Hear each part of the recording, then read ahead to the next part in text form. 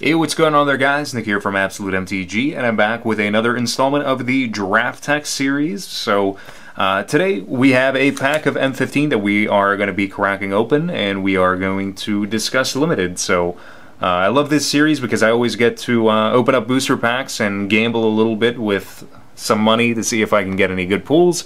But most importantly, it's also awesome to be able to talk about Limited because it is my favorite format of Magic the Gathering play. Alright, so let's take a look at it. Alright, so what do we have? We have Divine Favor. We have a Void Snare. Inferno Fist. Kinsbale Skirmisher. Naturalize. Necromancer's Assistant. Living Totem. Unmake the Graves. We have Carnivorous Moss Beast. We have Mind Rot. Turn to Frog.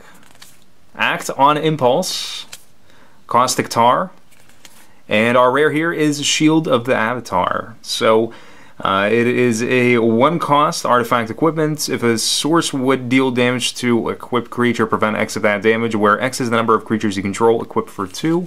Then we have a Mountain, and we have a Spirit as our inserts here. To talk about, like, I don't know, the top 5 cards out of here that kind of stand out. First off, the rare is pretty good. Shield of the Avatar is really sweet. And the equip cost is pretty reasonable for it.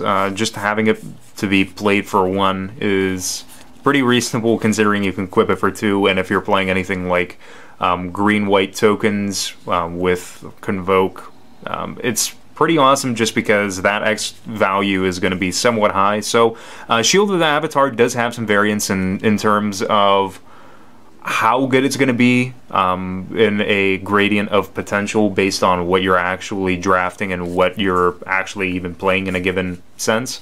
Other cards that are fairly good out of this pack, Inferno Fist is really sweet. I like the Skirmisher as well. It's not really massively high up there most times for me, but the Skirmisher is still pretty nice.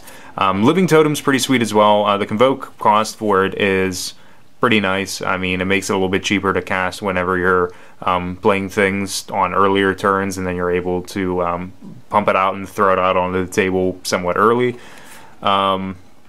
The Moss Beast is somewhat fair. It's a 6-cost 4/5 that puts +1/+1s on itself. Turn to Frog is also pretty sweet.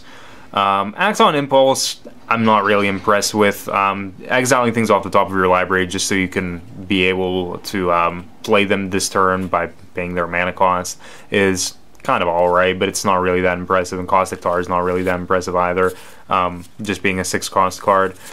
So if I would have to like grab and pick out the top 5 cards here, the 5 cards that I would look at from a limited perspective, it would probably be these 5. Also, something to note whenever you're taking a look at a booster pack, whenever you're drafting, is the distribution of colors that you have. So whenever you're just first starting out and you're starting out a draft, you don't want to necessarily go for a color that's saturated, just because you're going to have a far harder and far more difficult time, to word it better, you're going to have a far more difficult time drafting that color just because other players are going to be looking at that pack and they're going to think, alright, well, black's somewhat open because there's only 1 card missing, so maybe I can draft a black card from here on out. And that even gets more kind of defined whenever you have stronger cards that are being passed around in the pack. But I think as far as anything is concerned here, red seems like a fairly decent option just because you choke off red from the start by taking like a card like Inferno Fist. Now, it's not first pick worthy. I think I would still probably be picking like the Shield of the Avatar at this point. But even green's not bad. Like if you take the Living Totem, there are only 2 green cards circulating by the time the pack gets back to you. Blue, if you take like Turn to Frog, Void Snare is pretty alright as well. I mean, it's a very decent and very reasonable card for 1 blue to unsummon, but it's for any non-land permanent. However, it's not an instant speed, so you kind of make do with the up and downsides for that card. I think that this pack is pretty reasonable in terms of the distribution of colors, and nothing really is way saturated in one direction or another. But I think for myself, I would probably find myself drafting the Shield of Avatar first, not because it's a rare, but because it's a card that isn't going to necessarily cast you in one general direction and is going to force you to draft one particular thing, whereas other cards would.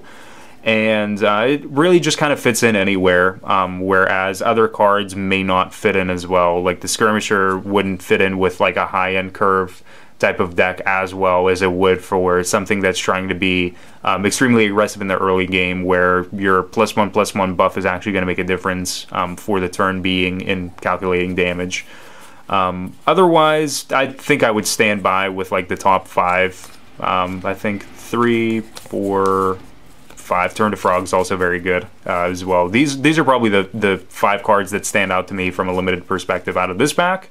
But you guys can let me know down in the comments below what you think about this pack from a limited perspective, what you would first pick, what your top 5 or top 6 or whatever you want to go with for top cards out of this pack are. And you can discuss that down in the comments below, and any past experiences you had with drafting any of these cards in particular that would lead to some awesome Magic the Gathering limited stories. But until next time, guys, thank you for watching, and have a good one. If you guys want to keep up to date with everything that we have going on here at Absolute MTG, remember to hit that subscribe button, like us on Facebook, and follow us on Twitter for all of your Magic the Gathering needs. Also, remember to check out our sponsors of the channel, MTG Madness and AVUgames.com. But as always, thank you guys for watching.